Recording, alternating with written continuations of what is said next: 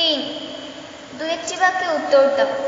এ, ধূমপান স্বাস্থ্যের পক্ষে ক্ষতিকারক কেন? ধূমপান মানুষের স্বাস্থ্যের পক্ষে ক্ষতিকারক। ধূমপানের ফলে 1. ফুসফুসের স্থিতিস্থাপকতা হ্রাস পায়। 2. বায়ুপথের প্রতিবন্ধকতা সৃষ্টি হয়।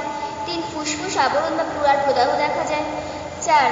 শ্বাসতন্ত্র সম্পর্কিত বিভিন্ন প্রতিবর্ধক ক্রিয়ার জটিলতা দেখা যায়।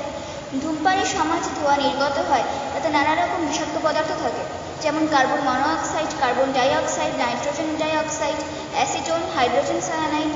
ফলে এইসব দূষিত পদার্থযুক্ত ধোঁয়া ফুসফুস তথা মানুষের দেহে প্রবেশ করে নানা রকম রোগ সৃষ্টি করে, যেমন ব্রঙ্কাইটিস, এফাইসিমা, শ্বাসনালী, ফুসফুস ও মূত্রাশয়ের ক্যান্সার ইত্যাদি।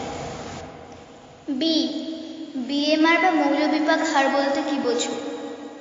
কোনো সুস্থ স্বাভাবিক ব্যক্তির হালকা খাদ্যের গ্রহণের 12 থেকে 18 ঘন্টা পর সম্পূর্ণ শারীরিক ও মানসিক বিশ্রামরত অবস্থায় এবং আরামদায়ক পরিবেশে দেহের প্রয়োজনীয় শারীরবৃত্তীয় কার্যসমূহ পরিচালনার জন্য দেহে যে ন্যূনতম তাপশক্তি উৎপন্ন হয় তার হারকে বলা হয় মৌলবিপাকীয় হার বা বেসাল মেটাবলিক রেট।